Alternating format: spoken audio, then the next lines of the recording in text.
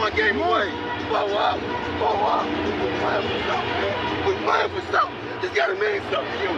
It gotta mean something. Everything you got. Everything you got. Let's finish this. Do it, fellas. Let's go. Let's do it, fellas. Finish 2, 3. 1, 2, 3. Finish. I can't even think about all of the shit I did to fit in. Past hard to watch like a fucking scary movie. I'm always happy to meet somebody that never knew me. Change for the better, hope niggas are living through me. I put it all on the wax so the people can know the true me. Hard to remain sane when the people you love the most is what's causing the damn pain. Y'all beef by the same thing, we ain't playing the same game. It's all for my family. She the girl of your fucking dreams, but to me she a plain Jane. You dipper and ball man, I duck when them calls came. This that higher level thinking. I'm the type to jump the fuck off of the shit before it's sinking. Not here for no new shit. My game slight to boost it. Ain't I don't have to prove shit. Rockstar fight the fool shit. My movie, this the new script. I want a life with no bullshit. Nigga, I know on these news clips. That's why I dap him and move quick. Won't be around when they move switch. Won't be around when they lose clips. Won't be around for they loose lips. Might be the reason they pull shit. Yeah.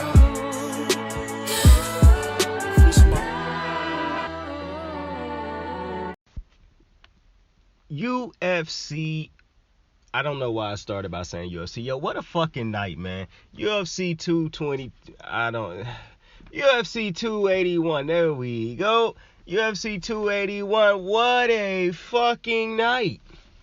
What a fucking night. Listen, bro, you see the video title, you see this, you see, we know what we here for. Now listen, I got a lot of fights to talk about. I actually seem to watch the prelims, the main card, and whatever the fuck is before the prelims to the prelims. So that was very interesting.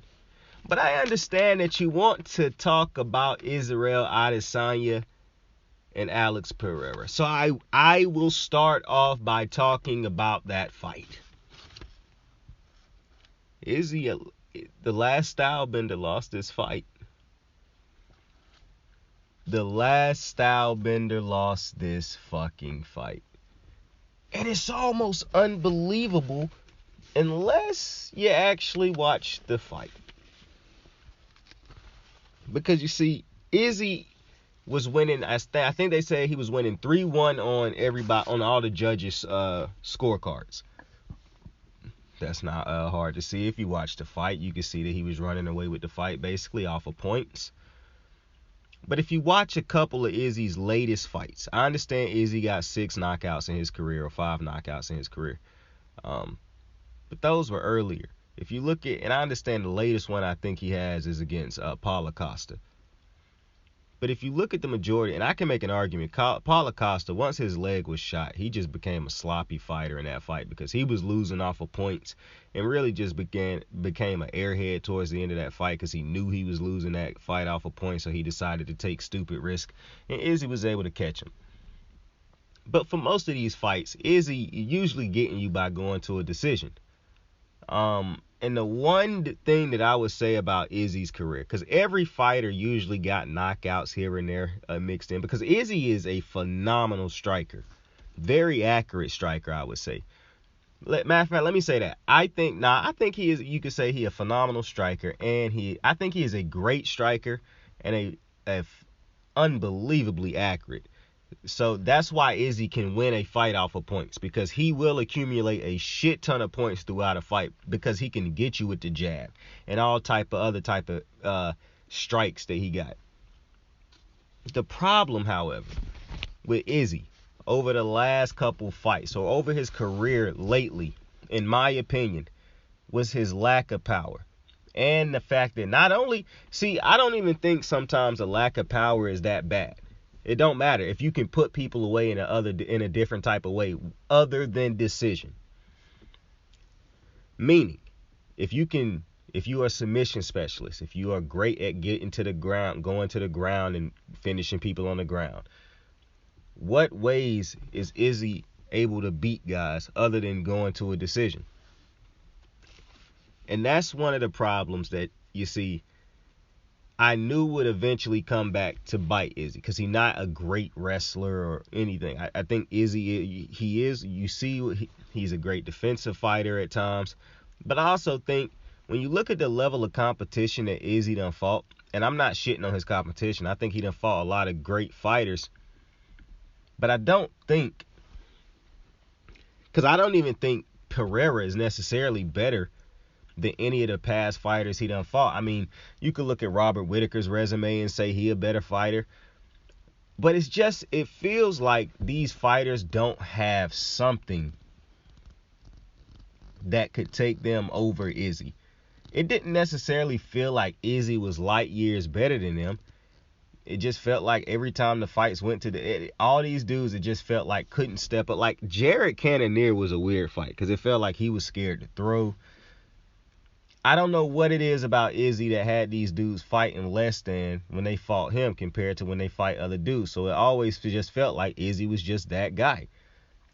But I always wondered, like, what would happen if, like, in one of the most disappointing fights I've ever seen is Jan Blachowicz take on Izzy. Not because Izzy lost that fight, but because Jan Blachowicz, the bigger guy, could not basically do anything with Izzy except for take him down and just lay on top of him the whole time. That's all he could do. And that's disappointing because when you that big, you like, yo, why the fuck can this dude not? So that made me think Izzy was even better. And if he could develop takedown defense and some type of, like, when you is as accurate a striker as Izzy, but you lack the power to truly knock people out at any given time, especially when you strike that great, I kind of feel like you do have to get a very clean shot. And I even think sometimes Izzy get clean shots. It just, I don't feel like they necessarily always stun and wobble certain. I'm going to be honest with y'all, man. Some of these dudes in this division is just very interesting because Izzy clearly, I think, respected this dude's power far more than he respected these other dudes' power that he done fought. However, I also kind of don't think Izzy thought this dude could take him out either. Even though, okay, so going into this fight, obviously, well, not obviously, because if you haven't followed it, this guy, Alex Pereira, had beaten Izzy twice in his career, but it was before they got to the UFC.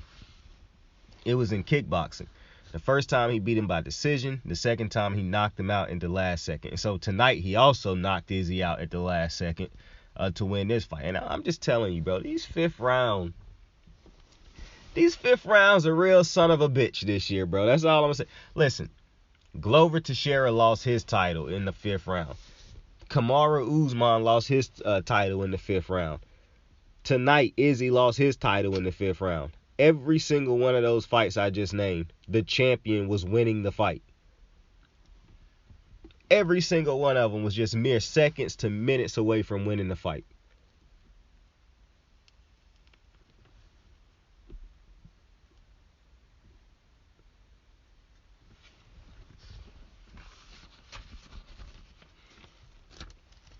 The one that stand out the most in both of those is it feel like neither not Jan Blachowicz, Glover Teixeira, who was one in the corner of Alex Pereira tonight, and Glover Teixeira get a rematch for his title coming up next month, so both titles could be in one camp, so that could be crazy. But Glover Teixeira in his fight, it was a great back and forth, but he definitely was dominating that fight towards the back end, so we knew he was about to win that fight.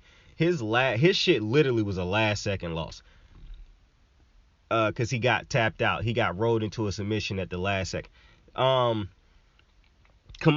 Usman's was a last second loss because he got knocked out by Leon Edwards with couple seconds left on the clock. He got a kick out of nowhere because he was still attacking, and his shit was literally just random. Izzy's was not as random as you might think. Let me take you through the fight. And I don't want this to sound like I was going for Izzy. I'm telling you that right now. I was going for Izzy. But this is what I noticed going throughout this fight. As great as a striker as Izzy is, and the only time he really wobbled Buddy was with that. People gonna say it was a late hit after the thing. I don't necessarily know if it was a late hit or Buddy was. I know it was the only one that wobbled him, but you could say Buddy really wasn't expecting it because maybe he did hear the whistle and saw the ref in between him, and Izzy got that punch off, even though he was already in the midst of throwing it. So I give him that. But after that, that was the only time Izzy wobbled Buddy the entire fight. Did not wobble him after that. You look at a couple Izzy's last couple fights. I mean, it's very rare that Izzy really excuse me. It's very rare that Izzy really, got somebody stumbling, wobbling around and shit like that. So when it didn't happen again through the entirety of the fight, and one of the things that I was thinking the entirety of this fight was, man, Izzy hitting a lot of hits. And you can see the damage he doing on Buddy's face because of the accumulation of hits. But he really not necessarily doing much damage to the dude as far as like visible, you clearly see the damage is not really doing anything as far as stopping this dude from walking forward. Because one thing that was evident the entire fight was it was a fight that was easy for Izzy to score points and win if he could stay off of the cage. The problem was Izzy found himself getting backed up to the cage far too much because most dudes, when Izzy fight him and he can get accumulation of hits in because of his great striking, they keep their distance at times, or they let Izzy keep distance, or Izzy is the aggressor. However, in this fight, while Izzy did have moments where he was an aggressor, a lot of times his accumulation of hits did not back Pereira up. It might have backed him up because he made contact or something like that, which rarely happened also. But Pereira he walked forward a lot. And he walked forward like the bigger guy, as if he was the big guy hunting. It was at no point in this fight where any of Izzy's hits was making Pereira think twice about moving forward. And that is a problem at some point in time when you don't have all the different type of put away abilities that some of these other fighters have, who can make up for not having that type of knockout power, but being able to hit that many strikes. When Izzy can strike that many times, listen, if you can get it to the end of the fight and you can gas somebody's tank, that's one thing. But Pereira really wasn't swinging crazy, which is so beautiful when I talk about another dude later on tonight. But because Pereira really wasn't going nuts in there like Michael Chandler. Michael Chandler is a dude who will empty out his gas tank in the first fucking round. Michael Chandler will never go 5 rounds in a fight, because if he ever had to get to the 3rd, 4th, 5th round, Lord only knows how this dude would still be standing, because he empties out his gas tank in the first round. And if he don't empty that bitch out in the first, within the first minute of the second round, it will be empty. That's not how Alex Pereira fought this fight. And I don't know if it was because Izzy was able to dominate basically dominate most of this fight. Izzy even went to clinch games, even though I don't necessarily think Izzy won most of the clinches. I think the clinches was, for one, I thought most of the clinches was reactionary. Because Pereira, when he did make contact, which Pereira made contact a lot tonight. He just didn't throw as much as Izzy threw. But when he threw, clearly his throws threw Izzy's head back, whipped Izzy's head. It made Izzy. Now, one of the things that I think shows in a fight like this when it comes to, which I done thought a lot of Izzy's flaws have shown in multiple fights, it's just nobody for some reason in his division at his weight class is able to do anything with it. Izzy, I don't think is as great defensively I don't even want to say he ain't as great. I think tonight we realized when a dude can get you, matter of fact, I won't even say that. Because clearly nobody done been able to catch him. So you got to be great defensively. But tonight, I don't think he was as... What he could do to get other dudes in the past did not work tonight. So the head movement and things like that, when you put your hands down a little bit and do leave your head exposed, but you rely on the fact that you think head movement and whatnot can get you through. Pereira was tagging him. He wasn't able to land a solid knockout blow early, but he was accumulating damage also. Now, because Izzy had a game plan going into this fight, where anytime he felt uncomfortable with something that Pereira threw, we clinch it out. Now, I thought Pereira did a good job in some of these clinches, but Pereira's gas tank was starting to run low through the majority of this fight, just towards the back ends of the championship rounds of the fight. But that's only because, and if you don't know what the championship rounds in a fight are, so most fights are just 3 rounds. So when you get to a championship round, 4 and 5 are the championship rounds. So Pereira had never been out of the first round, I don't believe. So when he got to round 3, you could clearly see the difference between that and the first round. However, I don't think it was an outrageous difference because I don't think Pereira tried to empty his tank in the first round or the second round. Neither did. I don't think at no point in time in this fight, I thought Pereira did a phenomenal job at managing his energy. The energy that he did have, that he did keep, he did a great job at spreading it out through the majority of this fight. So at no point in time was he ever like gassed to where those accumulations of hits would have knocked him out. And so one thing that he did great throughout the entirety of the fight was the fact that he kept moving forward. He never let Izzy, he never moved backwards to waste time and give Izzy breaks in between the action and things of that nature. He constantly kept his foot on the gas as far as like moving forward and keeping Izzy backed up against the cage.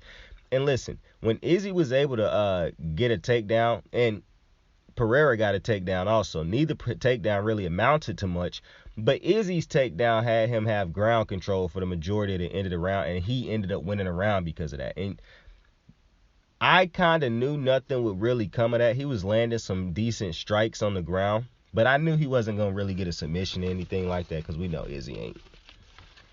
So when you get to the back end of this fight, the 5th round basically, you hear the judge, not the judge, the corner of Pereira say, yo, you got to knock him out. You got to knock him out. You lose this fight, you have to knock him out. Pereira goes into the 5th round more aggressive than he was in any of the other rounds. Now, obviously, when a fighter is losing, you expect them to go out and empty the tank now.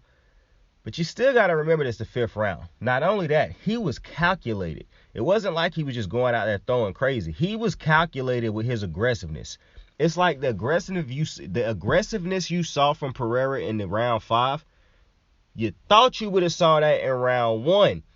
That's how strategic. Like, I don't think this is going to get talked. I don't know if this will get talked about on most shows that people watch talking about the UFC after the fights. But I just want to point out the strategicness in the corner of Pereira and his game plan for him and his team and his coaches. The brilliance to never have him go out there and blow his energy in any of these fucking rounds is unbelievable. Because if you understand that you never need to blow your energy, you can rely on the fact that he can land one hit throughout one of these rounds to put Izzy down, and the fact that Izzy don't have knockout power. And then in the 5th round, when you know you're losing, you can now say, get aggressive. Don't get stupid, but you have to get aggressive. And because of that game plan, that is exactly why Pereira was able to win this. Because in the 5th round, Izzy could get no space. Pereira was in his face throwing. Izzy had to return fire. The problem was this. If Izzy could not land, it's not even that he couldn't land. The lack of power and the lack of fear that there was anything that Izzy could throw that would knock him out at this point. Because Pereira not just thinking about he tired. Izzy got to be tired too. He done thrown far more strikes than I done thrown. And he haven't dazed me since that end of that first round, which I could say he hit me after the buzzer. So when Pereira finally get him back against the cage again, he catch Izzy with a left hook, a solid one, probably his most solid shot of the night.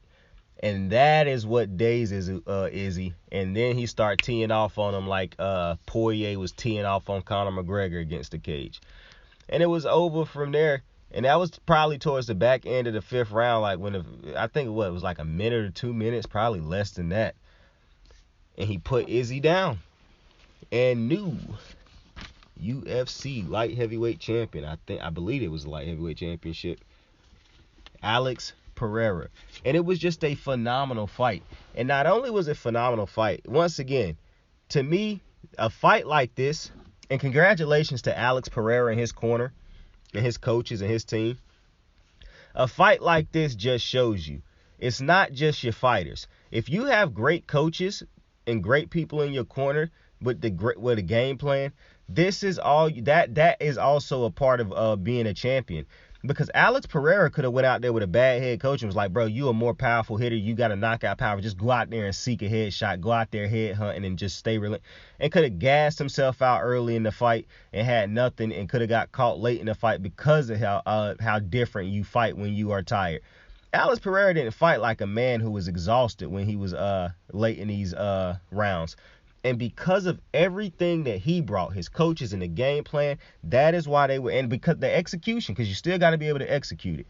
Because at any point in time, Alex Pereira could have went left and would have been and got away from the game plan and tried to be like, man, I don't care, I'm losing, I'm panicking. He could have ended up panicking and did whatever he didn't. He trusted his coaches, he trusted his corner, he trusted his team, he trusted himself, and now he is a new champion in 4 fights. And it was unbelievable. It's probably one of the best fights I've seen in a long time, just because of the psychology and the coaching and the game plan and who it was. And like I said, now he got 2 knockouts over Izzy Adesanya, 3 wins over Izzy. I know this gonna haunt Izzy. Izzy and Kamaru Usman both lose their titles in the same year in the 5th round, late in fights. Like I said, for Usman, he legitimately just got caught.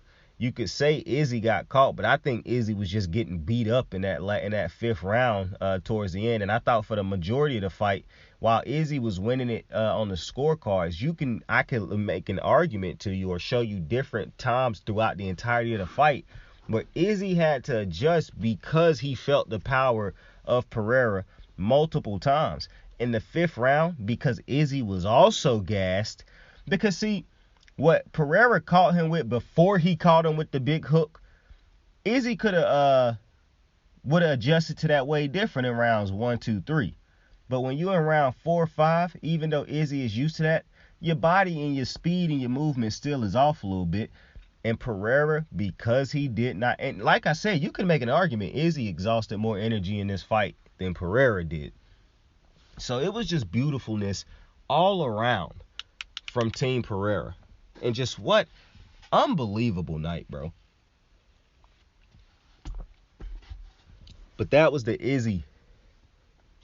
Israel Adesanya fight against Alex Pereira. We have Alex Pereira.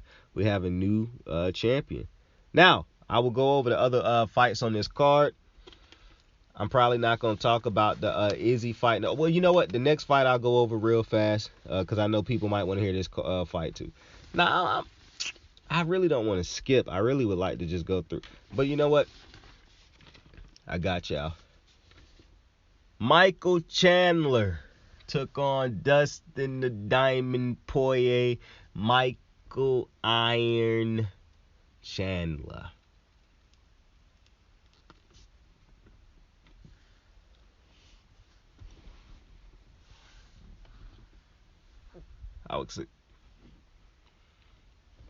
I was excited for this fight. I really was. Now, I expected Dustin Poirier. Going into the fight, I had Dustin Poirier winning this fight by a knockout. And I thought he was going to win it by knockout in the 2nd round. For a couple reasons. I think Justin Gaethje, when I saw him fight Michael Chandler and I saw how long that fight went, I think Dustin Poirier is a better fighter than both of those two. So instantly I was like, if Justin Gaethje beat him, then I already know Poirier is going to beat him. But because of what it took to forward, plus I think Dustin Poirier is a better defense. Like, he has better defense than Gaethje. Gaethje is a punching bag. He just take blows. Defense don't really matter. He can eat shots, and I think that's a problem ultimately. But it is what it is. I think Michael Chandler, to me, is one of the most exciting. Michael Chandler, for one, got to be the most exciting fighter in the UFC. Easily. And it's funny that when you're the most exciting fighter, you're probably one of the worst. And it usually don't work out like that all the time. But good Lord have mercy, boy. You just wish you had a champion with this type of excitement in his fights. But Michael Chandler is an atrocious defensive fighter. He's a world-class wrestler, but he never wrestled people until, like, he did wrestle Poirier tonight. But, man, Michael Chandler is like, you look at his tape and it's like, man, it's a lot of things we can point out of what not to do. But you just say fuck it because he give you an excitement and he make it worth coming to the fight. But, you know, the only thing that I was worried about in this fight for Dustin Poirier was, would he was he ready for the explosiveness of Michael Chandler? Because Michael Chandler is probably one of the most explosive fighters I have ever seen. Like, that explosiveness that he get. If you ever played a X-Men game or a Wolverine game, Wolverine get to go into rage mode and he go wild. That's Michael Chandler in the first round. That motherfucker at some point in time in the first round, within that first minute or two in that first round, usually within the first minute, and cause a lot of times within the first couple seconds, he is going to hit the rage button. And it will last for the entirety of the fucking first round, most likely. And you know what? It won't last the entire first round, but it'll last a great portion of it. And it'll feel like it's over at times, and he'll just hit you with some more shit, right? But if you can survive that, then you can beat Michael Chandler. And I didn't know if Dustin Poirier had fought somebody who had the type of explosive, because I know he fought Charles Oliveira. But Charles Oliveira is not as explosive as Michael Chandler or as strong as Michael Chandler with his strikes. He is an accurate striker. And he is great with the combos and things like that. It feels like he done got some boxing training in the last couple years. But he is also very accurate. And he got the submission game also to go along with it. Because I truly believe that if Dustin Poirier was fighting motherfuckers who only was standing up, I do kind of find it hard to believe that too many people would be able to put Dustin Poirier down. But somebody with very quick hands with power to match it could probably get him. Because who was smarter, because Michael Chandler got the hand speed. But the problem with Michael Chandler is he don't have a jab. And I think I done said this before, but Michael Chandler only throw hooks. Left hook, right hook, left hook, right hook. And it's just power hooks. He might throw an uppercut in there once in a while, I think. He threw that kick. He started off. Michael Chandler is like a jackrabbit, bro. He got a fucking... This dude threw some side kicks, and he threw like 4 of them in a row. And just poop, poop, poop, poop, like some WWE shit. And you like, man, this dude is a fucking Duracell battery in the flesh. Like, Michael Chandler is a very exciting fucking fighter. Here is the problem with Michael Chandler. And this is a problem that happened in a fight that we're going to talk about later on. The problem with Michael Chandler sometimes is, while he do a lot of striking, he don't do a lot of connecting sometimes. And when you throw a lot of strikes, you leave yourself exposed for somebody like a Dustin Poirier to be able to hit you clean, connect with you on accurate, clean strikes. And that's ultimately the difference between Chandler and a lot of dudes who he strike with, who he done lost with. When you swing as wild as Michael Chandler do at times, it can work because sometimes you catch motherfuckers off guard. I truly believe he caught Dustin Poirier off guard in the first round because of how explosive he can be when he come forward and swing rapidly. And you like, I've never seen somebody be able to throw this many hooks this quick and actually connect with some of them, because he do throw knockout blows basically. However, the problem Michael Chandler will always face is if he does not fight somebody with a chin as wobbly as his, he is not going to win too many fights. Because Justin Gaethje got an insane chin. Dustin Poirier has an insane chin. Charles Oliveira has a terrible chin, but he is so great at being able to recover by going to the ground that it's kind of confusing at times to know if he do. Now, I think Charles Oliveira got a great chin too. It's definitely better than Chandler's. For Chandler to have this type of explosiveness and whatnot, he got a god-awful chin. When you can fight somebody who possess all those things I just said when it comes to Chandler, all you got to do is be able to survive that onslaught that come. And if you Dustin Poirier, stick to your training, connect, severely hurt him, damn near put him down by the end of the first round. And this is what I'm saying with Michael Chandler.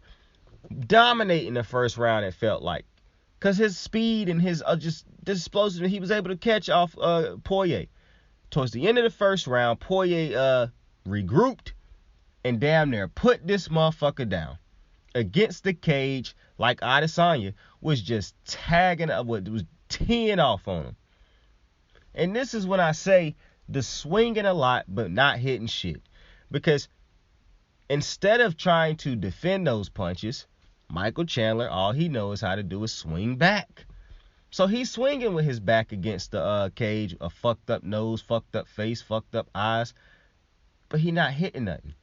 And because you're swinging and you're not protecting your face, all Poirier is doing is standing here, keep waiting for his opportunities and teeing the fuck off. That was brutal, the end of that first round for Poirier Chandler. I knew Chandler wasn't winning that fight after that, the end of the first round. I had all the confidence that he could figure out some way to try to put Poirier away if he can get another onslaught. That's it. But when that shit happened at the end of the first round against the cage, I was like, oh my God. I was surprised the ref didn't end that. I dead ass thought the ref was going to end it because he was putting it.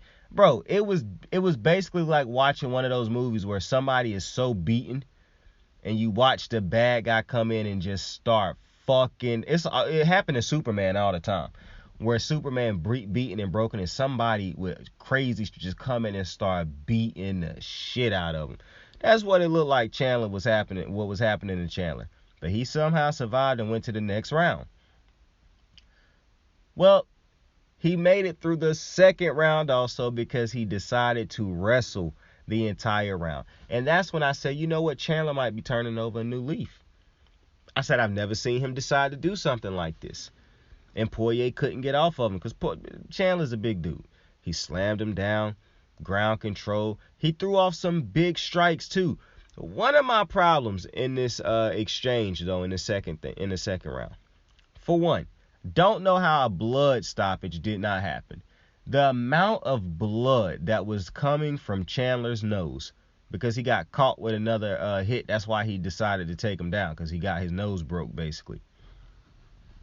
The amount of blood that was leaking out of Chandler. I don't even know how Poirier could get some of these exchanges off because of how slippery they was, because of, like, drenched in Poirier. Like, Poirier was cut. He had some cuts on. He was not the one leaking. It was definitely Michael Chandler just leaking. And Michael Chandler looked fucked up after every single fight, damn near, bro. Like, he had some bruises after the Tony Ferguson fight, bro. I think his only fight where he didn't take a single bruise was his very first one. Boy, did we know could we have ever expected what was coming after that. But the fact that he and something he did when he was exchanging was he took his hand and he put it in Poirier's mouth and pulled Poirier's mouth in order to get position on some of those rear naked choke attempts. And I saw it clear as day. I didn't recognize. Well, I thought at first he was putting his hand in Poirier's nose. Then I was like, man, he got to be putting his hand in Buddy's mouth and pulling like this some WWE shit. And I was like, how is that shit illegal? Like, how is that shit legal? Because he was doing it right in front of the ref, and the ref didn't say shit. So I was like, what the fuck? I didn't know this was legal. And so once they get out of that second round, you could make an argument that Chandler might have been up 2 rounds. Because while Poirier had a dominant finish to the first round, it is very likely that Chandler won that first round. So you can make an argument he was up 2 rounds to none. Going into the third round, had to get a knockout for Poirier or a finish. And he did just that. Chandler tried to get a takedown again. This time Poirier was ready. He able to flip through it. Tried to get another one. He got through that, threw Buddy's leg down. He got behind him for a rear naked choke. He clinched it in, flipped on it, or stretched him out, as we say, and got the tap out on Michael Chandler. Michael Chandler is a different fighter after the first round because he running on fumes and he just throwing at that point. Tonight he tried to wrestle his way through it. I actually think that might have been, it was a smart idea because he won that first round. My only problem with that is I don't know. For one, I don't think that's something he's going to try to do too much of again. I think he would have rather went out on his sword trying to swing his way to victory. But the only reason I don't know if that's as great of a plan, and you can only say that like if it had worked, it would have, got. My only thing is I don't know how much that work when you don't set it up. Because I don't think he ever set Poirier up. And I don't know if you fight somebody else who that work against. Unless you like a Gaethje, even though I don't know if that how great that work against a Gaethje. And, you know, Chandler a strong dude, so who knows. But because of how he hasn't really used too much of his wrestling in the past, I don't really think his wrestling helped him. Like, obviously that sounds crazy because he ended up winning that round based off of the wrestling, but I think that's just because it caught Buddy off guard. I actually think he could have had a better chance of knocking Buddy out and winning that way than wasting his time expending more energy. Because, like I said, who knows if he actually won that first round? But that's just extra shit right there. The basis of it all is Chandler possess a shit ton of traits that you would say the worst fighters possess. And so it's very interesting. But because a lot of his L's are so very entertaining, as are his W's, you know, it's like whatever. And it's going to be an interesting night for Dana to see who getting the bonuses. Because it was a lot of great finishes tonight. Like a lot of great finishes. That's the main card. Overall, this whole entire card, like the prelims and all the fights, I think it was 7 first-round finishes. And every single main card one had a finish too, I believe. Like, this was a great fucking card, yo. I ain't gonna stunt with you. This was a banger. But with that was the Michael Chandler, Dustin Poirier one. Now we are going to go in the order. So I appreciate the people who about to tune off after that one. Like, you just wanted to hear those 2 fights. I appreciate you for joining me, man. Much love. But now we're finna go over most of all the fights that I got to see. So the first fight I tuned into when I tuned in was I'm going to fuck this name up. Kowalski Wizik taking on Carla. I just know her name is Caroline. So I'm going to say Caroline taking on Gomez Juarez. This was a 3-round fight. This was interesting because they ended up having a decision, and then they went to the judges.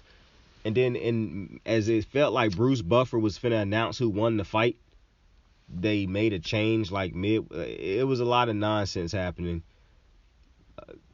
Either way, towards the winner of the fight ended up being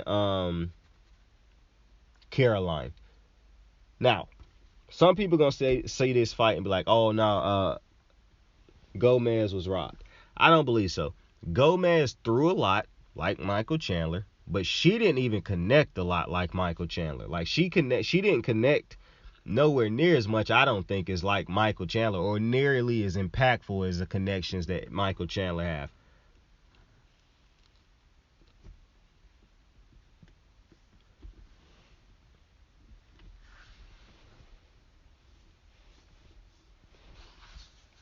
Also, I don't think that her strikes was as accurate as Caroline. I thought Caroline was far more accurate in her strikes. She didn't throw as much as Gomez, but she was far more accurate when she did throw. Not only that, the jab was there all night. She literally could hit her with the jab any fucking time she wanted to. Never had to worry about that jab not being there. And on top of having a jab the entire night, like I said, she was consistent all night with the jab and with her strikes. See, I think the thing that made some of the judges think that possibly she could have lost this was because Gomez threw a lot of combinations. But I thought Gomez was missing on a lot of those strikes. Not to mention, it's significant strikes. I felt like Gomez might have caught her once or twice, but I don't think Gomez ever really caught her with nothing that like made me think that she was finna win this fight or put Buddy down. So I did think the right person ended up winning this fight. Because when I wrote down these round 1, 2, and 3, right, I got Caroline round 1. For round 2, I put Gomez, but I was like, maybe? Like, I put maybe beside it. Because I thought, like, Caroline, I could have seen a way Caroline took that round. And then for round 3, I put Gomez, but I was like, I think? And so, I just... And it wasn't a unanimous win for her either, I don't think. But that was a great fight. And Caroline did end up winning it. And I do think the right person won. Because I can go back and watch that fight. I don't even have to go back and watch it, bro. as I was watching it and after it, I was like, yeah, that is the right person who won. I don't know why I gave the Gomez multiple rounds, because maybe she did do the most impactful, had the most. I don't know, but looking at the fight again in my head, Caroline definitely did win that fight. The next fight I saw was Fervola taking on Azatar. And Fervola, I guess, is from New York, and this entire pay-per-view was at Madison Square Garden, the Mecca. And Fervola walked out the Narcos, you know, that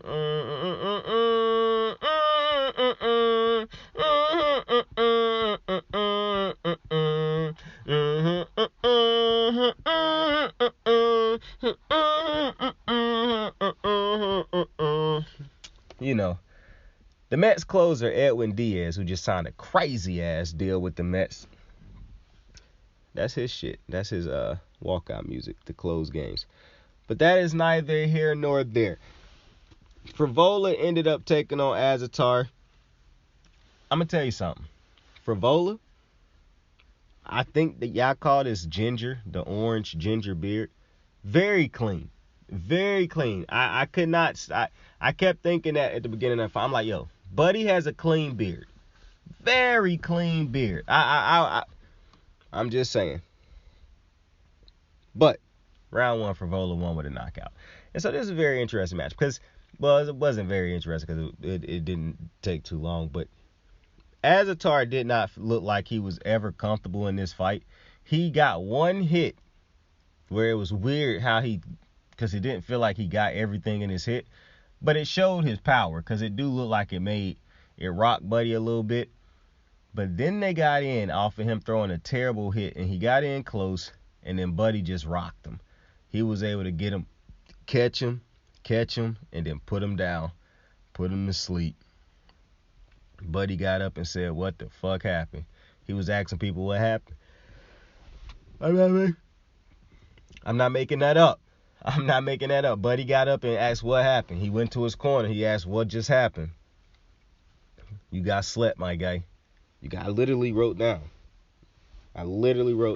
Undefeated no more. Night. Got slept. Round one.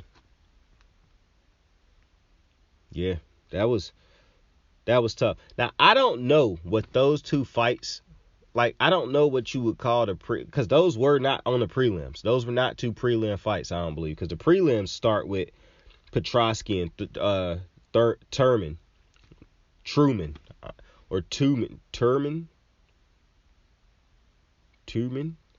How do you pronounce T-U-R? Am I retarded? Am I tripping? Thurman. I'm going to just call him Thurman. Man, these are some of the toughest fucking names to pronounce. I ain't gonna say weird, because they probably common names where in the countries and the cultures that they from, but they just tough as fuck for me to pronounce, you dig? Especially 3 blunts in. But Petrosky and Thurman, it was the start of the prelim, so I don't know what those other fucking 2 matches were, but I watched them and think, hey, one of them was a knockout and the other one was a great match, so I'm not mad at it. But Petrosky and Thurman, whatever. Petrosky wrestled the fuck out of Thurman in the 3rd round. That's all. They kept talking about Thurman's black belt. That didn't matter. Petrosky wrestled the absolute fuck out of him in that 3rd round, and I think he won the 1st round. No, he probably won that 2nd round, because that's when he really started the wrestling dominance, but he really just put it away. That one wasn't a knockout, so good little dominant wrestling display, though, right there from Petrosky. Unanimous decision win. The next match on the card was McCain taking on Blanchfield, and boy, oh boy. Blanchfield legitimately had one of the cleanest wins I done seen in a long time. She started off by throwing a couple hits, some good little strikes and connecting. Once she get McCain to throw a strike, she level change, clean as fuck, take her down, put her in a crucifix, start beating her up, keep her in the crucifix is beating her up. McCain cannot get out of this shit, and then eventually make her tap out to a Kimura. So she had the Kimura in for a long time the first time, but McCain never tapped out. That's cool. Put you back in the crucifix, beat you up a little bit more, and then boom, try to Kimura again, make you tap out. One of the most dominant wins I have seen. Blanchfield spoke after the match. She wanted to get the $50K after this, and I respect her.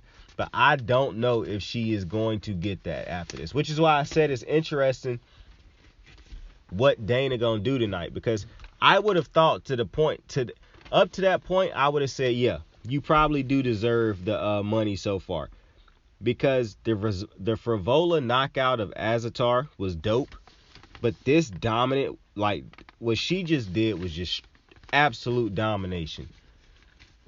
So you could make an argument for either or. But then you get to this next fight, right? Dominic Reyes in Spain. I don't know why I said Reyes. I do know why I said it, because Dominic Reyes continued to walk around. His claim to fame is, I beat John Jones. I was robbed. And been getting rocked ever since. First round, Spann slept him. For one, Spann landed a lot of big blows early. Dominic Reyes got an atrocious chin. He probably got a worse chin than Michael Chandler. Like, I actually think that's a fight that Michael Chandler could win, because I think I actually can. Let me not say that, because I can't think of the size difference at the moment. But Dominic Reyes has his chin is not good enough for him to be competing in the UFC anymore, in my opinion. Dudes can touch his chin up so easy. But dude beat him with a hella strong jab, bro, basically. Like the shot that should have took him out if he had connected, which I'm pretty sure he would have connected with that if he didn't connect with the jab. That's how bad, like Dominic Reyes can no longer move quick enough to get out of the way of these jabs. He always a stationary target as far as his head movement is not there. He can take, I don't know why it's so easy for everybody to hit him. And he just it's too easy to knock him out now, because he done got slept in his last couple fights, bro. Like, devastating L's. Like, you saw Tony Ferguson's knockout. Bro, now imagine if that was Tony Ferguson's last 3-4 fights. That is what we dealing with Dominic Reyes. So I don't know what Dana gonna say about this, but boy.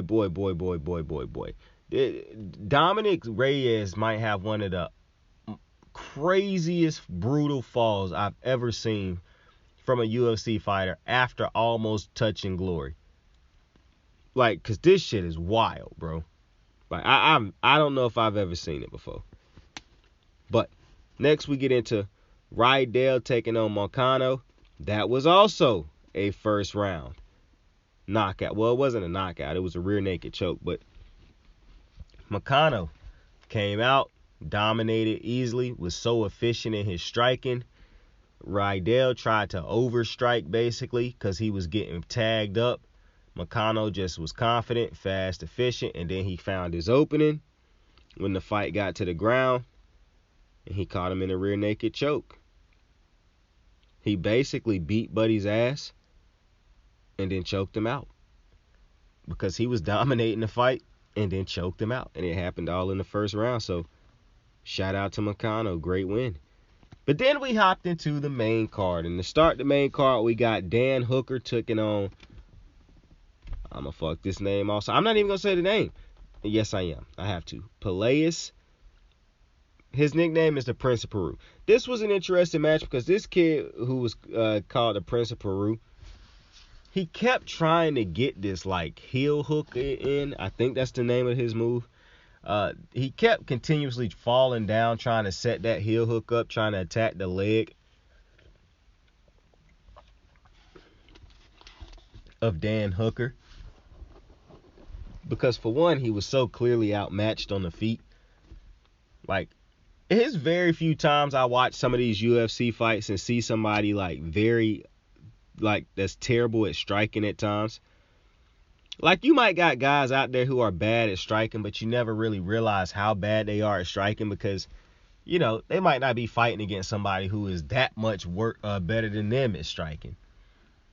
But it is certain divisions where you could easily tell if you've seen a bad striker because so many other divisions have only dudes who striking.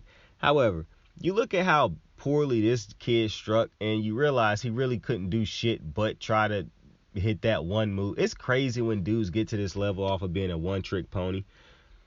either way, it was a lot of booing going on because Dan Hooker was cleanly winning this fight, but dude kept trying to he got his one opportunity to get that submission in. Once it failed, he keep falling around doing this shit the entire fight the rest of the way, and it's like, okay, bro.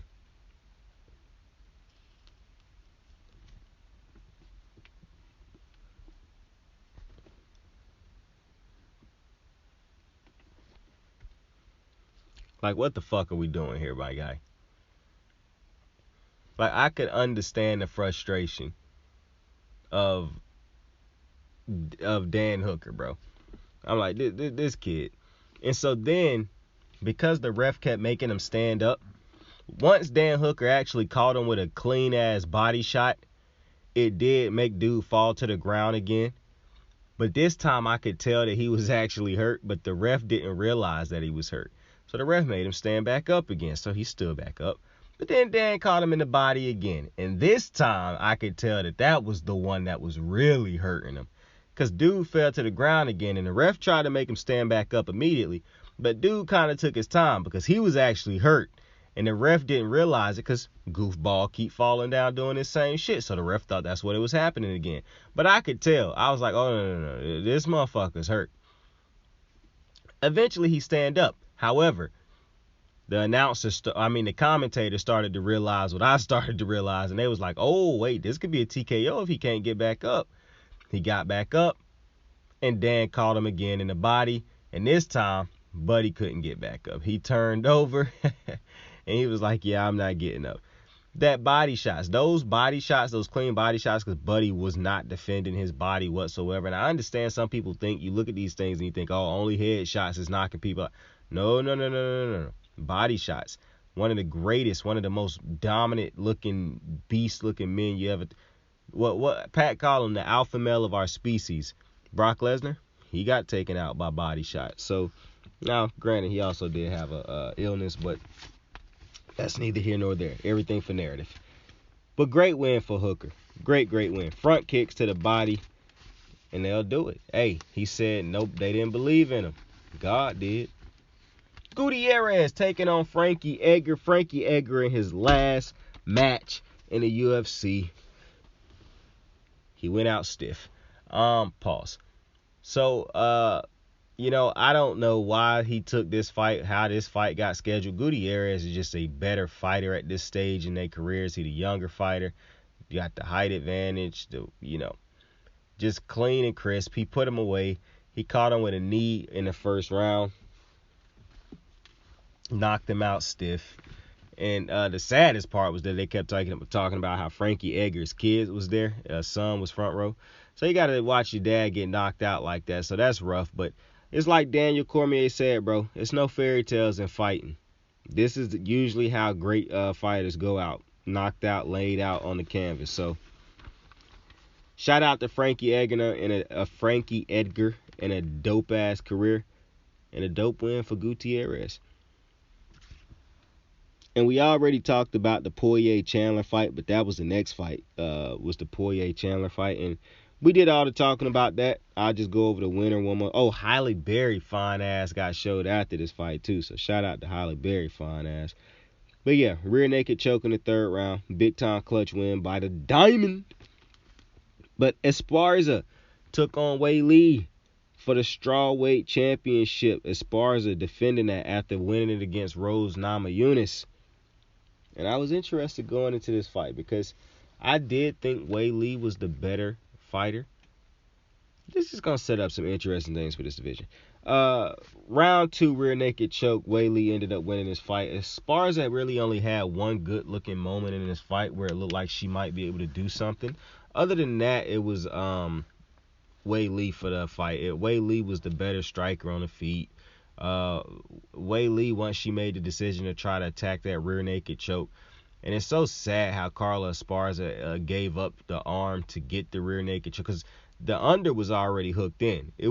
She was trying to get the overhand to lock it in, and Esparza gave it up so easily because she wasn't able to play the wrist control game for too long. I don't know why, but yeah, she was one title defense and you lose it. It's tough to they say it's easy to win it. It's toughest to defend it, but Yeah, 2 title changes in one night. Wow.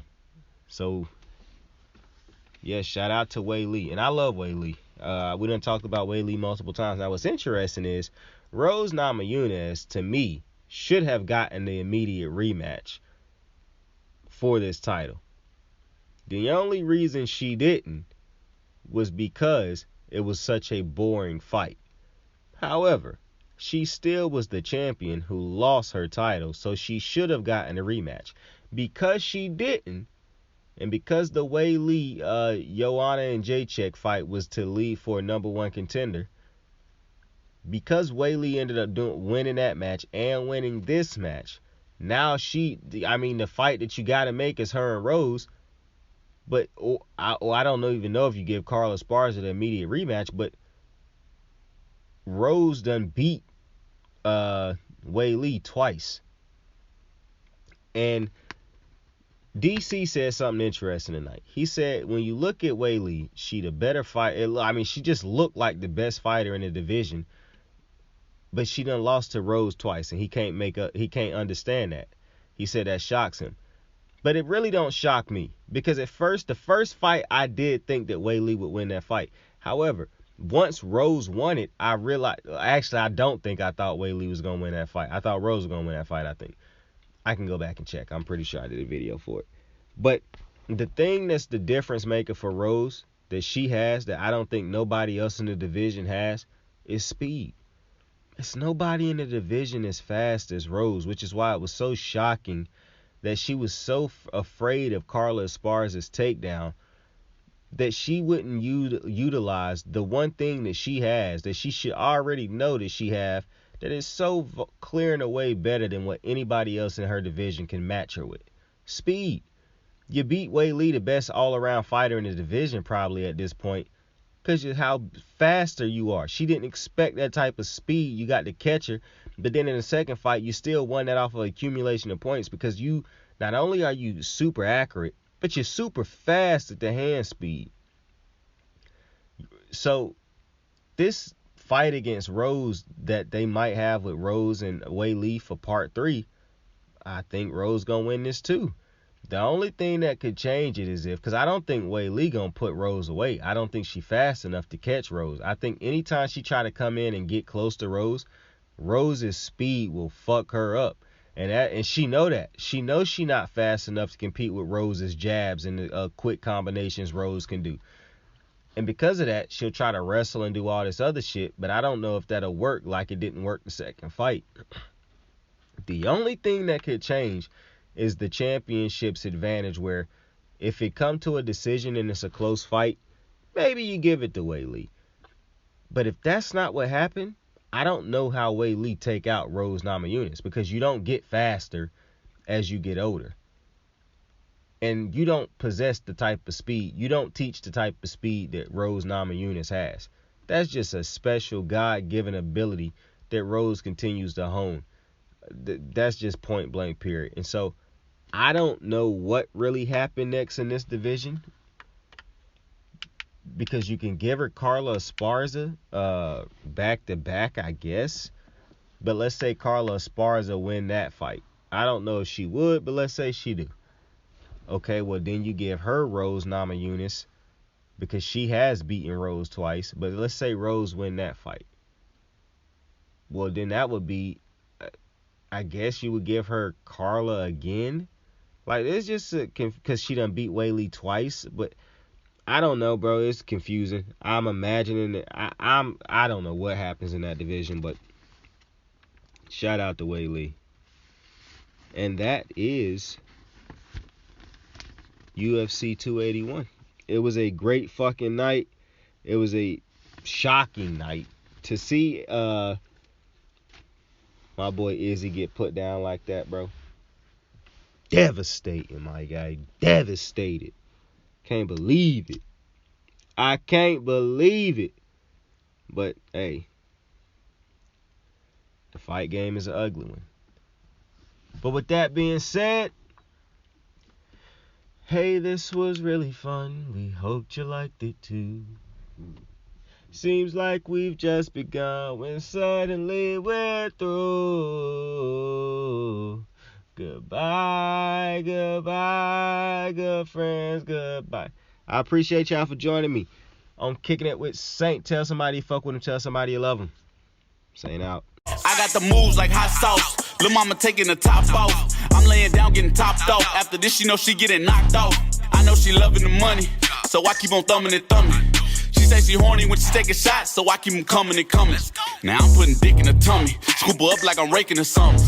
You would think shawty red track, the way that she running and running. You getting dumber and dumber. You out here chasing the bone. After she finished from giving me dome, the Uber is taking her home.